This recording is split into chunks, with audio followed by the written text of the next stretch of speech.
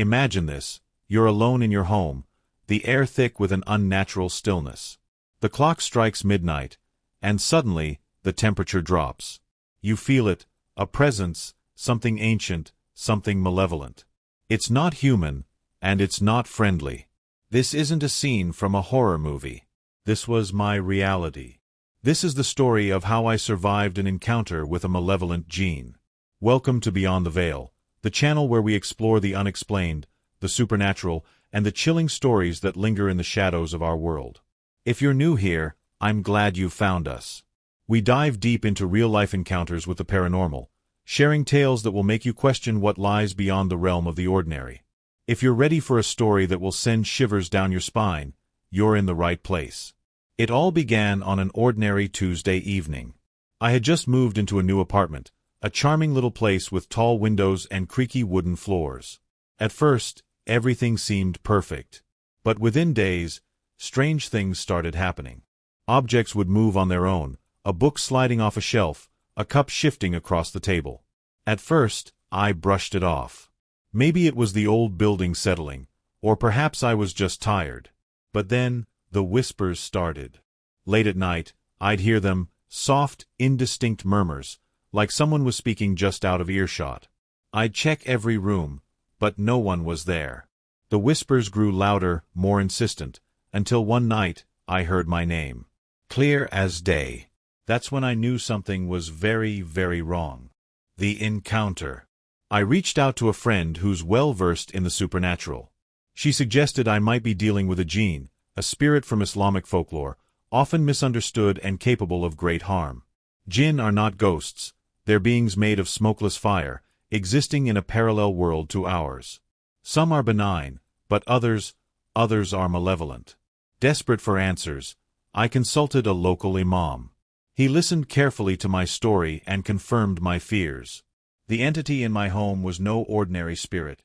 It was a Jinn, and it had taken an interest in me. The imam warned me to be cautious. Malevolent Jinn feed on fear and negativity. They thrive in chaos, and once they latch onto you, they're hard to shake. The breaking point came one night when I woke up to the sound of scratching, deep, guttural scratches, like claws dragging across the walls. My heart raced as I sat up in bed, paralyzed by fear. And then I saw it. A shadow, darker than the night itself, moving across the room. It had no distinct shape, but I could feel its malice, its hunger. I did the only thing I could think of. I recited verses from the Quran, the holy book of Islam, known for its power against evil. The shadow recoiled, hissing like a cornered animal. But it didn't leave. It lingered, watching, waiting. The next morning, I called the imam again. This time, he came to my home. Together, we performed a ruqya, a spiritual cleansing ritual meant to expel negative entities. The process was intense. The air grew heavy, and the temperature fluctuated wildly.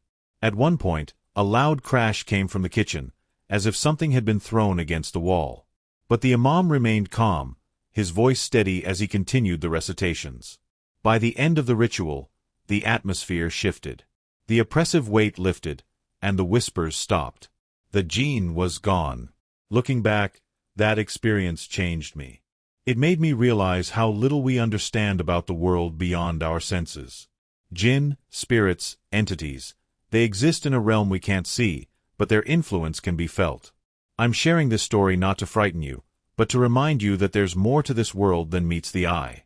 If you've ever had a supernatural encounter, I'd love to hear about it. Share your story in the comments below. Let's create a space where we can explore the unexplained together. And if you found this story chilling, don't forget to like, subscribe, and share this video. Your support helps us dive deeper into these mysteries and bring you more tales from beyond the veil. Thank you for watching, and remember, the next time you feel a sudden chill or hear a whisper in the dark, you might not be alone. Until next time, stay curious, stay brave, and stay tuned. Hey there, folks. Today, we're diving into a fascinating topic, the physical evidence of the Bible. Now, I know some of you might be skeptical, but bear with me as I share some compelling insights. The Bible is a collection of ancient texts that have been passed down through the centuries. These texts have been studied, translated, and analyzed by scholars, theologians, and historians. Over the years, they've uncovered a wealth of evidence that supports the authenticity of the Bible. One such piece of evidence is the Dead Sea Scrolls, a collection of ancient manuscripts discovered in the 20th century. These scrolls date back to the time of Jesus and provide valuable insights into the history and culture of the time. Another piece of evidence is the archaeological discoveries that have corroborated biblical accounts. For example, the excavation of King David's palace in Jerusalem lends credibility to the biblical narrative. So, while some may doubt the physical evidence of the Bible, there is indeed a wealth of evidence that supports its authenticity. Thanks for joining me on this fascinating journey. If you enjoyed this video, please give it a thumbs up, and don't forget to subscribe for more intriguing content. Until next time, stay curious and keep exploring. Hey there, history buffs. Today, we're diving into the fascinating world of archaeology and the incredible discoveries that have changed our understanding of the Bible. Archaeology has been a game changer in biblical studies, uncovering ancient artifacts and texts that have challenged our assumptions and expanded our knowledge. From the Dead Sea Scrolls to the discovery of the Pool of Bethesda, these finds have provided valuable insights into the lives and times of biblical figures. Take, for example, the discovery of the Pool of Bethesda, mentioned in the Gospel of John. This find has helped scholars better understand the social and religious context of Jesus' time. Similarly, the Dead Sea Scrolls, discovered in 1947, have provided a wealth of information about the Jewish community in the 1st century. So, if you're intrigued by these unearthed treasures, make sure to follow our channel for more fascinating archaeological discoveries that have shaped our understanding of the Bible. Thanks for tuning in, and don't forget to subscribe for more exciting content. Hey there, history buffs. Today, we're diving into a fascinating topic: lost cities and ancient scrolls, the true history behind the Bible. Did you know that the Bible is filled with historical and geographical references?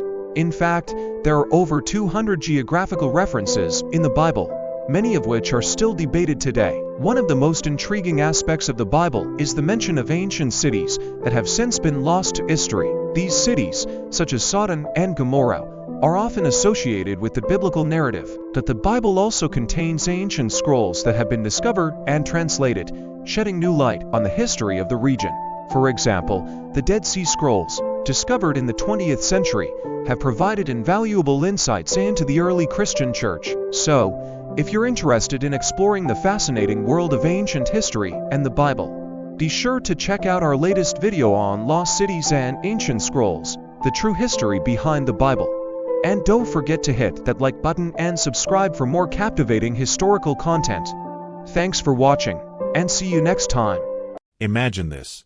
You're deep in the heart of a forest, miles from civilization, surrounded by nothing but the eerie silence of nature. The air is thick, the shadows seem to move on their own, and every rustle of leaves sends a chill down your spine. Now, imagine realizing you're not alone. Something, or someone, is watching you. This isn't just any forest. This is a place where the line between reality and the supernatural blurs, where ancient legends come to life, and where the word Jinn isn't just a myth. This is the story of my night in a Jinn-infested forest.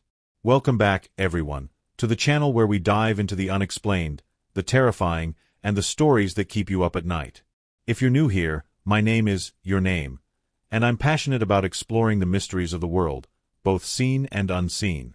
Whether it's haunted locations, cryptic legends, or first-hand encounters with the paranormal, this is the place where we uncover the truth behind the stories that send shivers down your spine. So, if you're ready for a tale that will leave you questioning what's real, sit back, relax, and let's begin. It all started with a dare. A group of friends and I had been swapping stories about haunted places in our region, and one name kept coming up: the Blackwood Forest. Locals called it cursed. They said it was a place where the Jinn, beings made of smokeless fire, as described in ancient texts, roamed freely. According to legend, the forest was once a sacred ground, but after a series of tragic events, it became a haven for dark entities. People claimed to hear whispers in the wind, see shadowy figures darting between trees, and even vanish without a trace. At first, I brushed it off as superstition, but curiosity got the better of me. I decided to spend a night in the forest, armed with nothing but a flashlight, a camera, and my wits. What followed was a night I'll never forget. The descent into darkness. I arrived at the edge of Blackwood Forest just as the sun was setting. The trees loomed like ancient sentinels, their gnarled branches twisting toward the sky. The air was unnaturally still, and the usual sounds of wildlife were absent. It was as if the forest itself was holding its breath. As I ventured deeper, the atmosphere grew heavier. The flashlight beam seemed weaker, as if the darkness was swallowing the light. I started hearing things, faint whispers that seemed to come from all directions. At first, I told myself it was just the wind, but the voices grew clearer, more distinct. They were speaking in a language I couldn't understand, but the tone was unmistakable. It was menacing. Then, I saw it. A shadowy figure standing between the trees, just outside the reach of my flashlight. It was tall, unnaturally so, and its shape seemed to shift and warp as I stared at it. My heart raced, but I forced myself to stay calm. I told myself it was just my mind playing tricks on me. But then it moved. The encounter. The figure darted behind a tree, and I heard a low, guttural laugh that sent a wave of terror through me. I turned to run, but the forest seemed to close in around me. The trees appeared closer together, the path I had come from was gone, and the whispers were now deafening. I felt like I was being watched from every angle. I stumbled forward, my flashlight flickering as if it was struggling to stay alive. That's when I saw them, more figures, their eyes glowing faintly in the darkness. They moved with an unnatural grace, circling me like predators. I could feel their presence, a cold, oppressive energy that made it hard to breathe. I don't know how long I ran, but eventually, I collapsed at the edge of the forest, gasping for air. When I looked back, the figures were gone, but the feeling of being watched lingered. I had escaped, but I couldn't shake the feeling that something had followed me out. The aftermath. To this day, I can't explain what happened in Blackwood Forest. Was it a trick of the mind, a result of fear and exhaustion? Or was it something more, something beyond our understanding? The experience left me with more questions than answers, but one thing is certain. The forest holds a darkness that defies explanation. Conclusion. And that, my friends, is the story of my night in a Jinn-infested forest. Whether you believe in the supernatural or not, there's no denying that some places in this world carry an energy that can't be easily explained. If you've ever had a similar experience or know someone who has, I'd love to hear about it in the comments below. If you enjoyed this story, don't forget to give this video a thumbs up and share it with someone who loves a good scare. And if you're new here, consider subscribing to the channel for more tales of the unexplained, the eerie, and the downright terrifying. Until next time, stay curious, and maybe think twice before venturing into the unknown. Thanks for watching, and remember, the world is full of mysteries waiting to be uncovered. But some mysteries are better left alone. See you in the next video.